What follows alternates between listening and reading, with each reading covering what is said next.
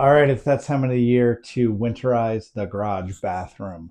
And this process, you could use it to winterize like a house or anything. The concepts are the same, just how you do it exactly might be a little bit different. But just in general, I'll show you how I do my garage bathroom and, a couple tips and tricks along the way.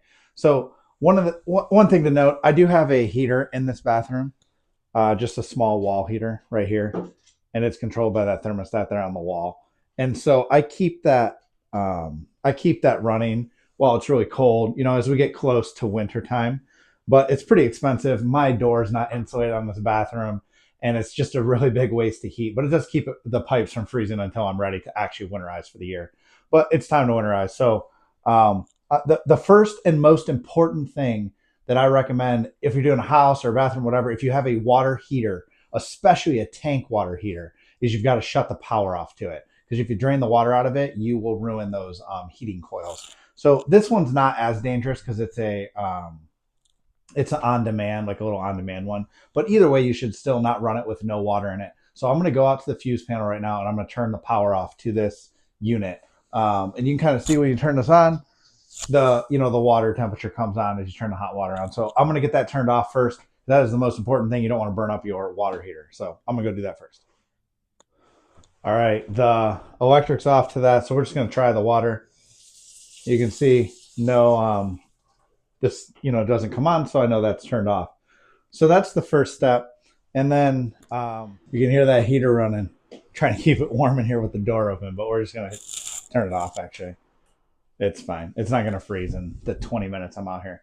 So this is the tool you're going to need, I think, depending on how you want to do your house, or your bathroom. But this actually hooks up to a hose bib, and then it hooks up to your compressor, and you can blow air through all of your lines. So you hook this up to your hose bib, and then you can open each faucet, you can open up your showers, you can open up your toilet valves, etc., and it will blow all the water out. So this is the main tool that I use to do this winterization. And these are hose bibs here on this wall. Yeah, you can see those. So these are hose bibs here on the outside. So you could hook up there and you could blow all the lines out like that. But the main line comes in under the sink here to the bathroom.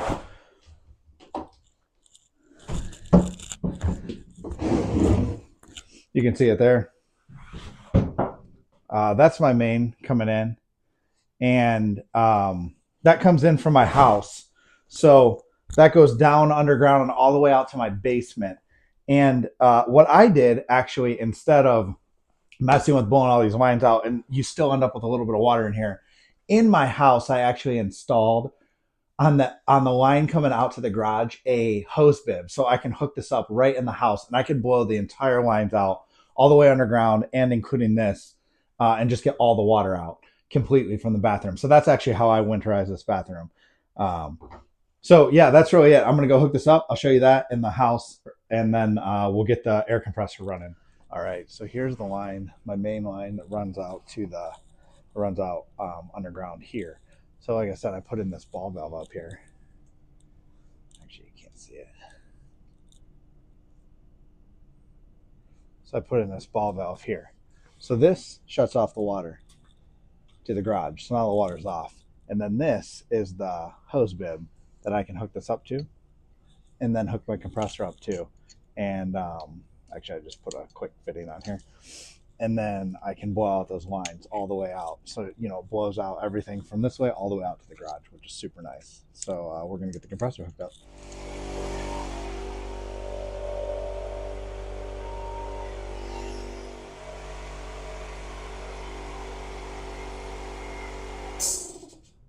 Okay, so again, I got the regulator set at 40 PSI. When I open this valve, it's going to send the pressure to here.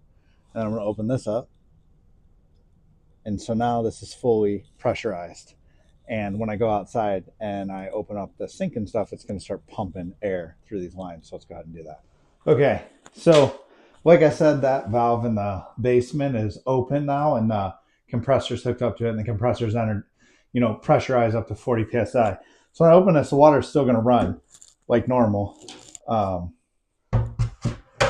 So here we go.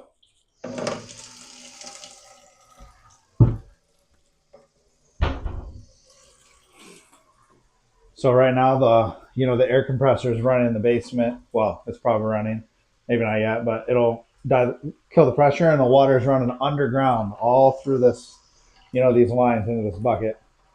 And I'm actually filling the bucket because I'm going to use it to flush the toilet here in a minute. You'll see, to get the last bit of water out.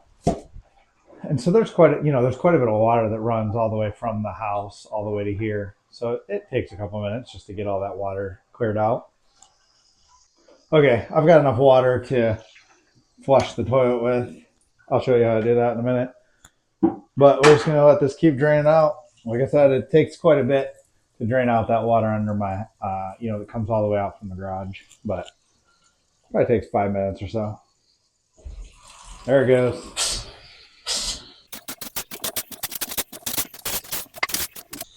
Okay, so at this point, the compressor's probably around the house. I know that the line under the house is mainly empty, but what's happening is this plumbing here is all back feeding, down into the sink, and it goes down and then it comes back up this faucet, and then it goes down and comes back up the faucet. So really what you want to do is start from the highest point. So I really want to get the water out of here and out of these, and then get these drained out, get the air out of this, and then that will be empty. And then work towards the toilet, etc. So those are both hose bibs. So I'm going to go on the outside and open those up and just drain the water out of this and out of the hot. And then as I drain this water out, this water will start to fall into these, and then it'll get pushed out. So I'll get these both emptied out. And by opening this valve, the air is going to be pushing from here because the air is coming in from the basement, and it's going to be pushing out that way. So it's going to empty out that whole piece of plumbing. So anyways, we're going to go do that real quick.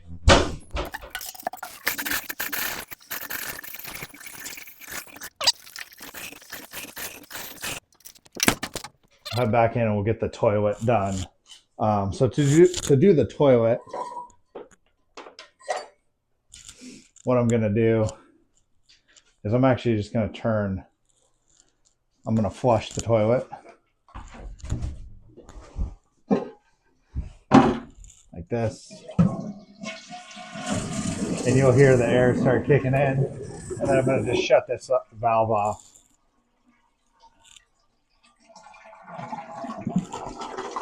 That's going to drain almost all the water out. Then I'll open this valve again and just blow that little bit of air out of there.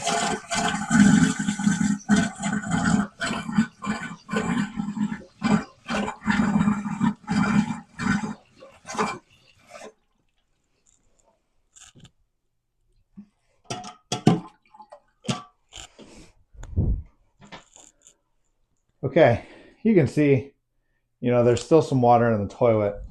So the last thing I do to kind of force the toilet to flush, I'll dump this bucket in here. And it forces that flap in the bottom to actually let the toilet flush like this. Like that. And that's as much water as you're going to get out of the toilet.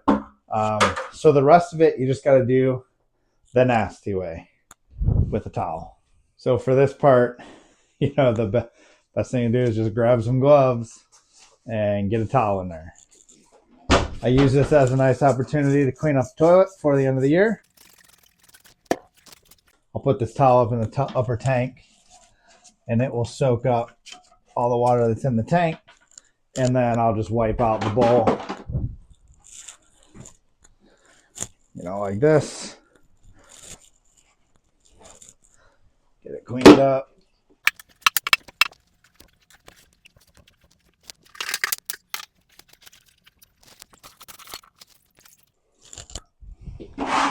I'll just take this and wring it out.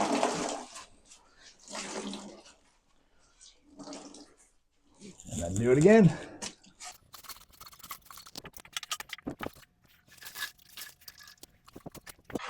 Okay, I'm gonna open the valve again.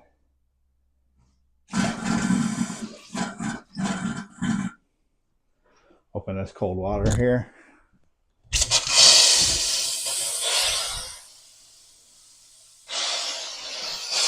That's almost all air at this point.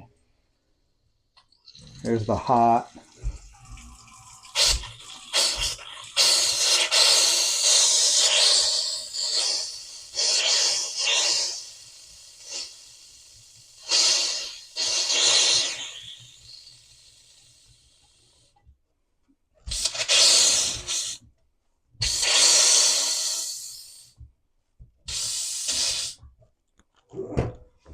Don't forget your sprayer.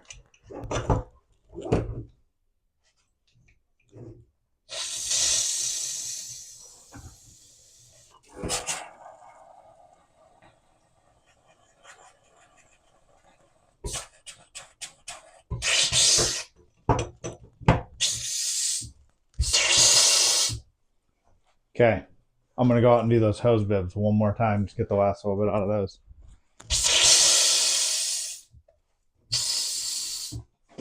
Now we're just going to try to get the last little bit of water out of this bowl as much as you can.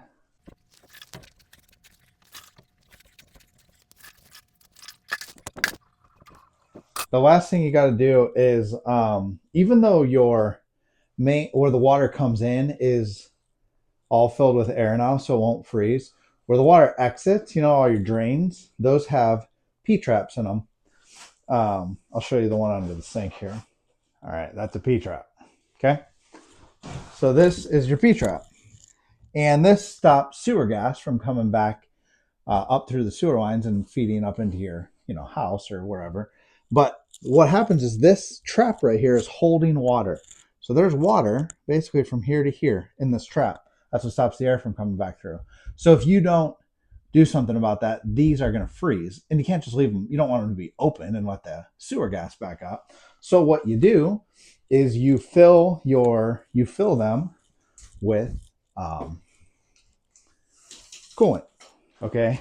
And this is RV or marine coolant. You can buy, other types of coolant, but you really want the ones that are safe. You don't want to use like coolant for your car. That's not the same thing. This stuff's mostly alcohol based, and it's safe for contact with people, pets, etc. Like this is not stuff that's going to make you sick. And when you flush this down the drain, it's going to be safe later. So what you want to do is, actually I'm going to wipe the sink out really good. We're going to do one last check.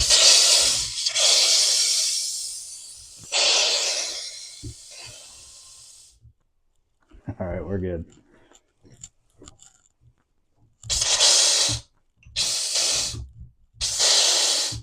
Now what you want to do is you want to pour enough coolant in to fill up that P-trap. I don't know exactly how much that is, but this is probably going to be enough. Just pour it right down the drain. And it's going to force the water out of there, and it's going to fill it up with this coolant instead. And so that's the main P-trap I have. And then in the toilet, there's actually a P-trap underground or in your basement in a normal bathroom that goes through. So we got to do the toilet also. So we'll just pour this in. And it will get down in that P-trap also.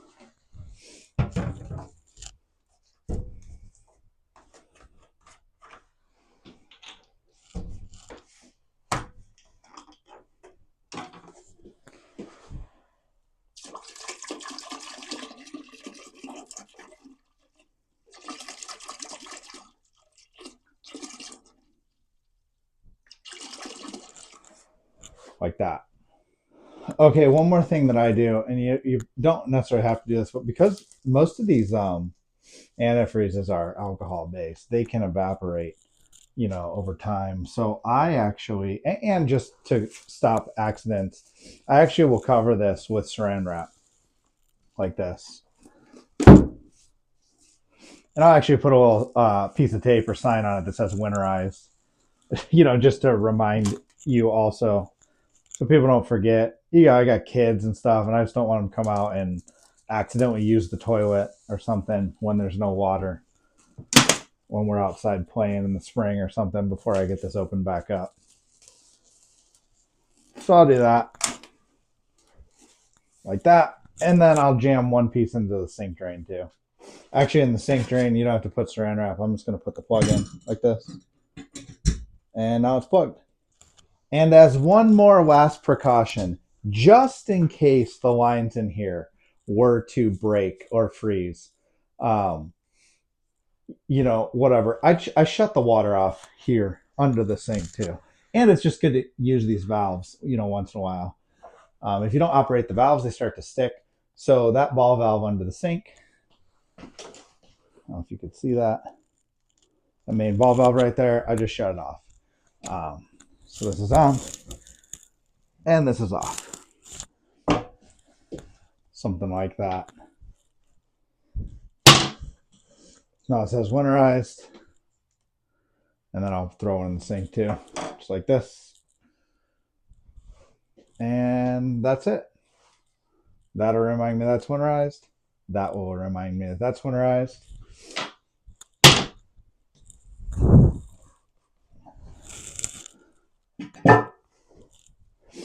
And now I'll just wipe everything down. And, the other thing I'll do is take all these chemicals in the house, because all these will freeze in this bathroom now that I got the heat shut off. So I'll take all my liquid chemicals in the house, and that'll be it. So yeah, the concept of doing that is the same.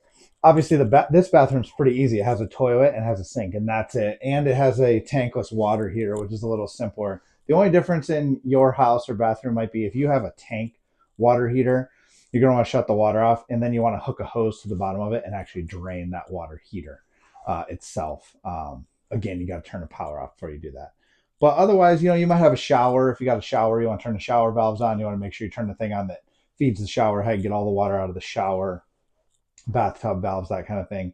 But the concept's the same. You want to get air pushed in from somewhere and blow out all the lines, and then fill the traps with RV coolant. And that's about it. So yeah, maybe you found this helpful. I've been doing this for about 6 or 7 years like this, and I haven't had any trouble with it.